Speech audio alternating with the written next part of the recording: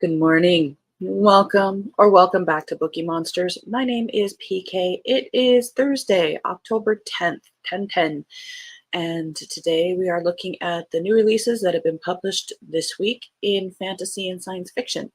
We look at the new releases each day of the work week, Monday through Friday, a different genre every day, because as Bookie Monsters, we need to know what's out there. And this is way better news to wake up to be informed about. So this is a service that you can watch anytime. It is live right now, but I do repost it later, so you can watch it at your leisure. Quick announcements. I do have sprints tonight at 8 p.m. Eastern. They go for 2.5 hours. I get here as quickly as I can after work, and we get started sometimes a little earlier than that. Kind of depends on the traffic. I do the sprints 3 times a week, every Tuesday and Thursday evenings and Saturday afternoons. Good afternoon, Anita. How are you doing? We are here to look at fantasy and science fiction. Released this week, set free this week. All right, let me close that.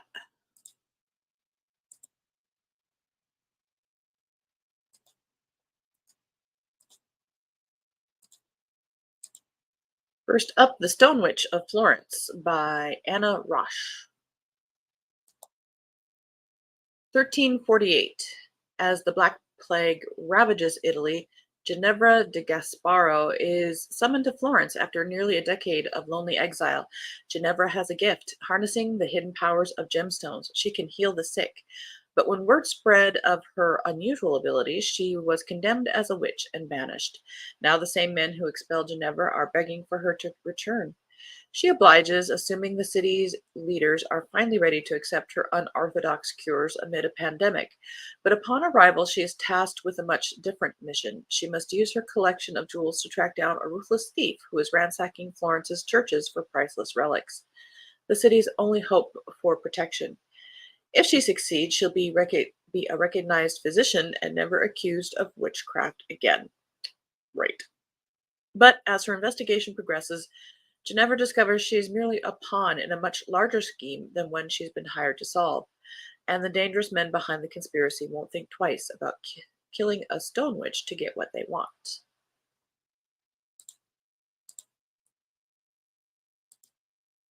The Wedding Witch. We got a lot of witches. She's a witch. How do you know she's a witch?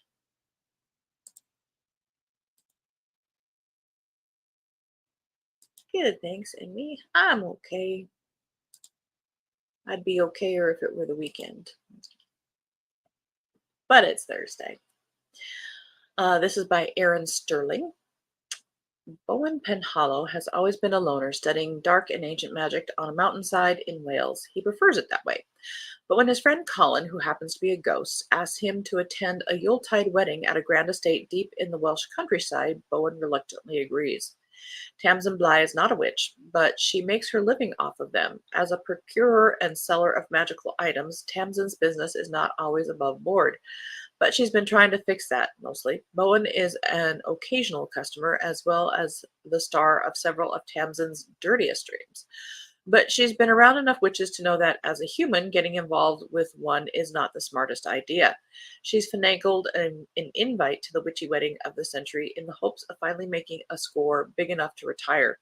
Just one priceless magical artifact from Will House will set her up for life. But Tamsin isn't the only one sneaking about in Twill House, and the mix of a very strong spell combined with a wedding mishap transports Bowen and Tamsin into Twill's house past to the Yuletide celebration of 1958. As Bowen and Tamsin work together to get back to the present, they must also face off with the origins of Twill House's haunting, the suspicions of their fellow witches, oh, and the fact that somewhere between the mistletoe and the bonfire, they might be falling in love.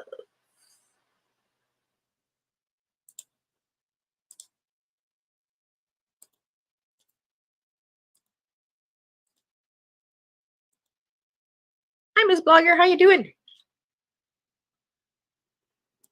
Welcome, welcome.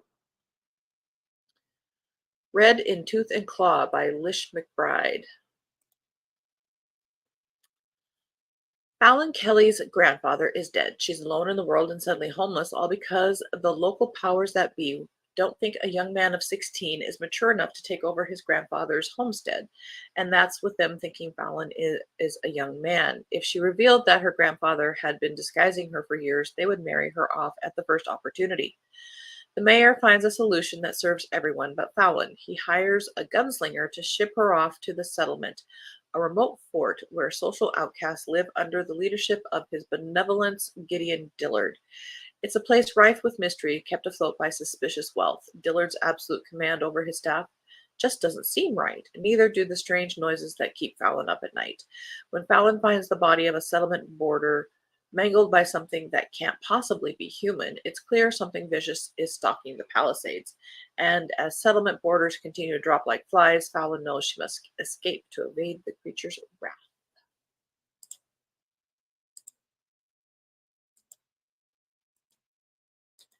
More witches. The Witches of El Paso by Louis Germillo.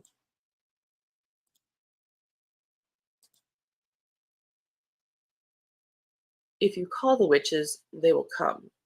1943 El Paso. Teenager Nina spends her days caring for the small children of her older sisters and longing for a life of adventure. The premonitions and fainting spells she has endured since childhood are getting worse, and Nina worries she'll end up like the scary old curandera down the street. Nina prays for help, and when the mysterious Sister Benedicta arrives late one night, Nina follows her across the borders of space and time. In colonial Mexico, Nina grows into her power, finding love and learning that magic always comes with a price. In the present day, Nina's grandniece, Marta, balances a struggling legal aid practice with motherhood and the care of the now 93-year-old Nina. When Marta agrees to help search for a daughter Nina left in the past, the two forge a fierce connection. I know I put her somewhere. Oh, yeah, she's in the past. Marta's own supernatural powers emerge, awakening her to new possibilities that threaten the life she has constructed. End of row one. Divine Mortals by Amanda Helander.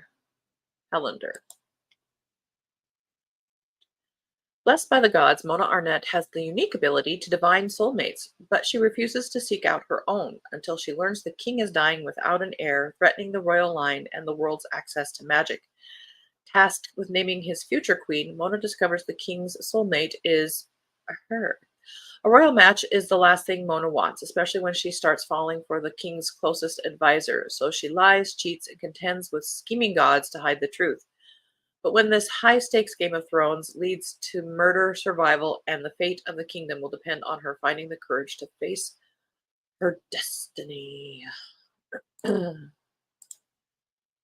I don't want to marry the king. How to summon a fairy godmother.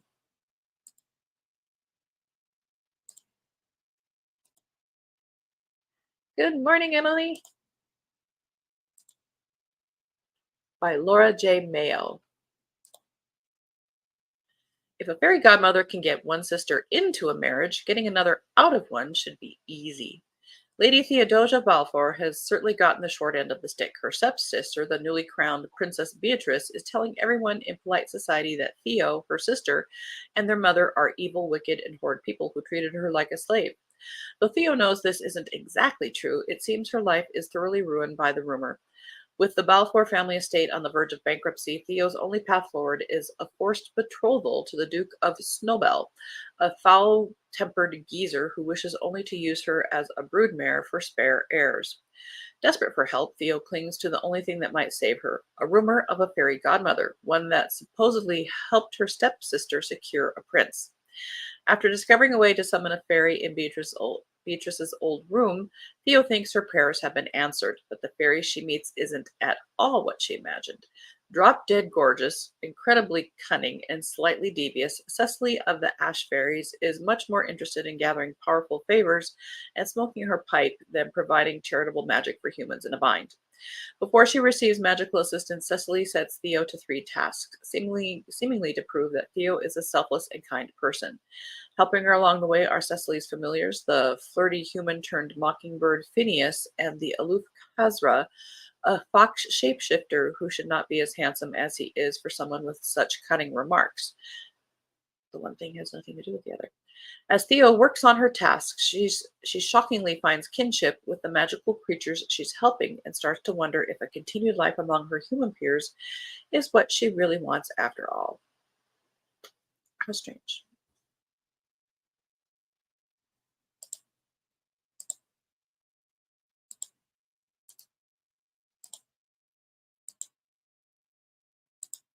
I mean, I like the different perspective, but what a strange little twist there. Didn't sleep well last night. Oh, I'm sorry. I'm working at 12. Oh, no. Oh, no. Maybe you can close your eyes during a lunchtime? I sometimes do that. Entangled by Elizabeth Rose, Book 5 in the Portals of Destiny. The sea nymph, when Meryl Havine gets pulled through a portal along those dang portals. Along with two of her sisters, she finds herself entangled in the net of a fishing ship. As one of the eldest of her 50 sea nymph sisters, 50, she is responsible for their safety. All she wants is to find them and go back through the portal before her father, Nereus, god of the sea, discovers they've disobeyed his rules. But when a handsome mortal king decides to keep her as his prisoner instead of throwing her back into the sea, she must do whatever it takes to convince him to let her go. The king. Sebastian Ravenwolf has claimed the title of King of Mikado Castle after the demise of his evil uncle. He He struggles with his new position, listening to his advisor as to what is expected of him. When he catches a sea nymph in his nets, he's convinced this will give him an upper hand over the other two kings of Mura, the Blackseed brothers, who have magical powers. The nymph is beautiful. Before long, he realizes he wants her as more than just his prisoner. She stirs his heart and seems to understand him better than any of his loyal subjects. Having one sea nymph might make him powerful, but when he discovers there are three of them, his advisor convinces him he needs them all. Now he just has to steal them away from his enemies, the other two kings. Duty and emotional clash as the descendant of an evil king tries to please both his people and the mysterious magical woman who has stolen his heart. The only problem is human and sea nymphs don't belong together. You think? However, sometimes destiny brings them together anyway. Now the real question is, can magic and mortality survive once they become entangled? It's like falling in love with a goldfish. It doesn't work.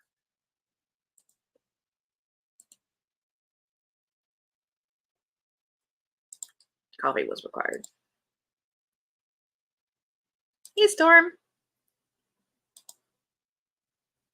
Hey, Annalise. Happy Thursday to you. Emily, that is a bummer. Indeed. Ugh, when all you want to do is just go back to bed. It's a long day. Court of Talons, first in the Fang and Fire series by Jennifer Chance. For 21 years, the Talia of the 10th house has been her house's deepest shame. Now she's their last hope. Each year at the Tournament of Gold, first-blooded and first-born male warriors battle alongside their massive otherworldly monsters for fame and power. But when Talia's beloved younger brother is murdered on his way to the tournament and his beast unexpectedly bonds with Talia, all hope for the 10th is lost. The powerful, arrogant, and dangerously seductive Fortis of the first house would never let a woman vie for a seat on the Court of Talons. He might also be her brother's killer. Despite for answers and to protect her house, Talia assumes her brother's identity and enters the tournament. But beneath the pomp and glory of this year's battles, Talia discovers a dark conspiracy carefully crafted to destroy the entire realm. If an ever more deadly dance across gilded ballrooms and brutal fighting pits, she must sacrifice her heart, her freedom, and even the precious mystical bond she's formed with her glorious monster to win at all costs. Because only Talia understands the truth. If she's discovered, she dies. If she loses, she dies. And if she doesn't stop the evil scheming toward them through the shadows, everyone dies. End of row 2.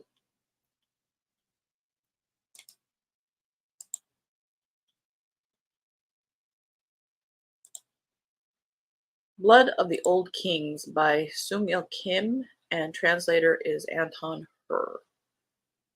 This is a Korean author. There is no escaping the empire, even in death, you will serve. In an empire run on necromancy, dead sorcerers are the lifeblood. Their corpses are wrapped in chains and drained of magic to feed the unquenchable hunger for imperial conquest. Born with magic, Arian has become resigned to her dark fate. But when the voice of a long-dead sorcerer begins to speak inside her head, she listens. There may be another future for her if she's willing to fight for it. Miles away beneath a volcano, a seven-eyed dragon also wears the Empire's chains. Before the Imperial fist closed around their lands, it was the people's sacred guardian. Lauren, a widowed swordswoman, is the first to kneel before the dragon in decades. She comes with a desperate plea and will leave with a sword of dragon fang in hand and great purpose before her. In the heart of the imperial capital, Cain is known as a man who gets things done. When his best friend and mentor is found murdered, he will leave no stone unturned to find those responsible, even if it means starting a war. Step in the world of necromancy, murder, and twisted magic, a world in need of a hero. We won't do a copyright thing, but a certain song came into my mind at that point.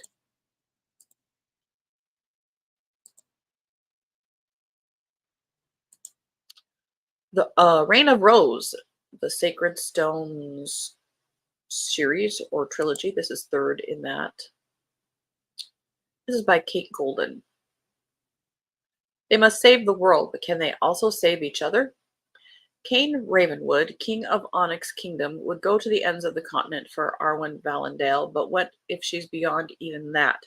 Broken in ways he never imagined he could be, Cain must survive to fulfill the prophecy and kill his father, Fey King Lazarus. After what he's endured, Cain is willing to save all of Evandale by whatever means necessary, even if that spells his own death. Little does Cain know he's not the only one desperate for revenge. Arwen is no longer afraid to fight. No sacrifice is too great, no enemy too daunting. Now nothing will stop her from destroying Lazarus. She's all too aware that if she fails, both realms will be doomed forever. With the help of new allies and old friends, Cain and Arwen will see this battle through to the end. I do like those kinds of covers.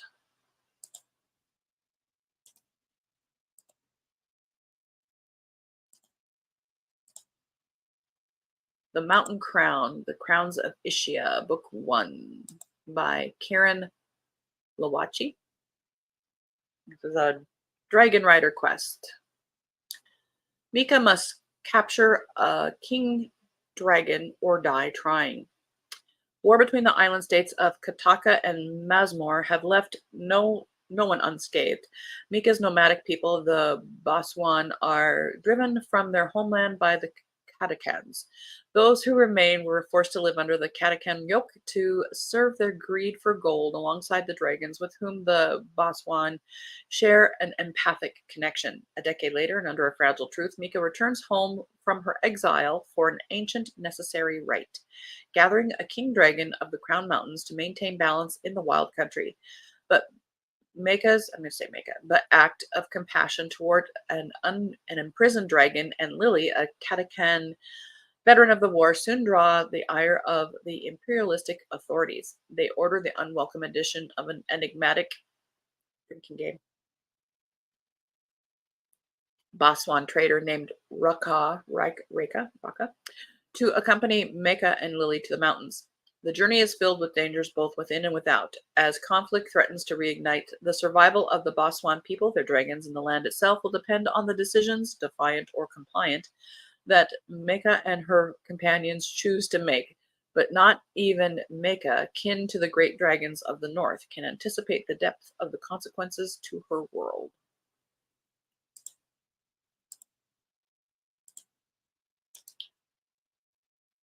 We have Witches and Dragons today. Witches and Dragons. The Last Dragon of the East. by Katrina Kwan.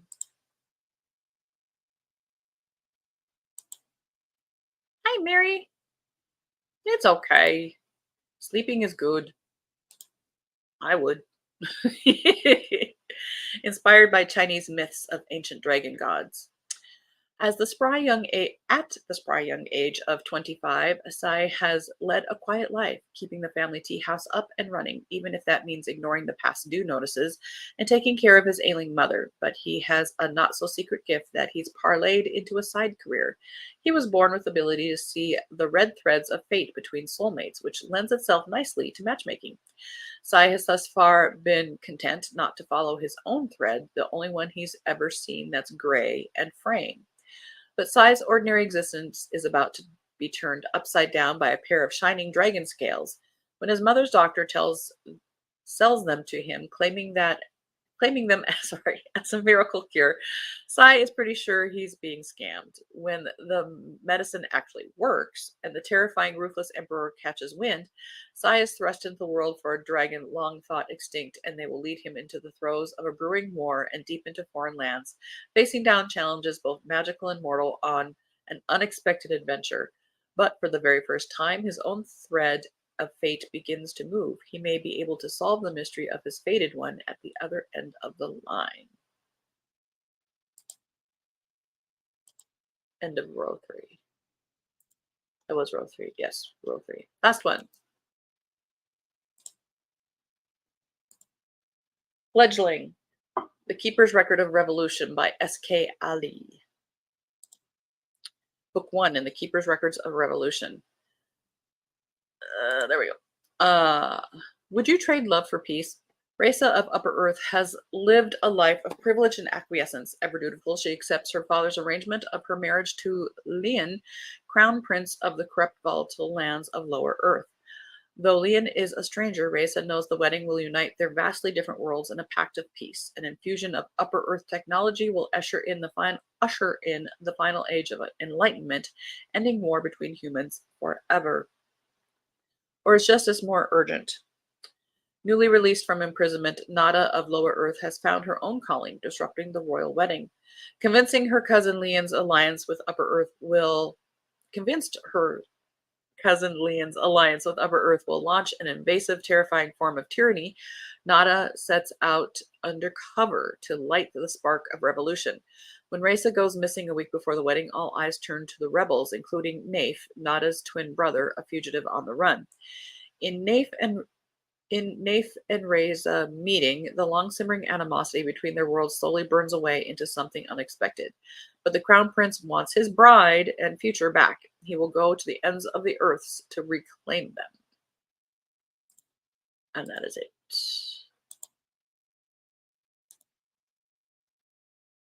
We made it.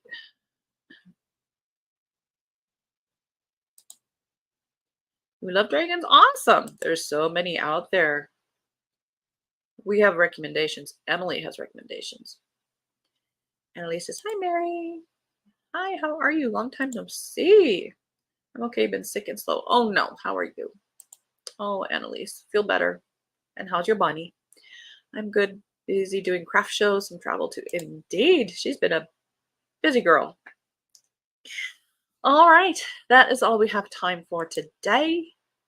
That was fantasy and science fiction, pretty much all fantasy being published this week. Tomorrow is Friday, thank goodness, TGIF, and Freeform Friday. We'll probably be looking at more cozy mysteries because there's always a lot of those. Have a very good Thursday. Please be safe wherever you are. You guys are all in my hearts, and let us know you're safe. We do have sprints tonight at 8 p.m. Eastern. They go for 2.5 hours. Bring your own book, work on a project, or just close your eyes like Emily will do, and she needs to. If she hope everyone has a great day. Anxiously waiting around Tiffany and others from Florida. Also, updates on Sarah. Hope you're feeling better, Lise. Indeed. You betcha. Thank you guys so much. I appreciate you. And as the banner says here, don't be a bookworm, be a bookie monster. Nom nom nom. Have a good day and God bless.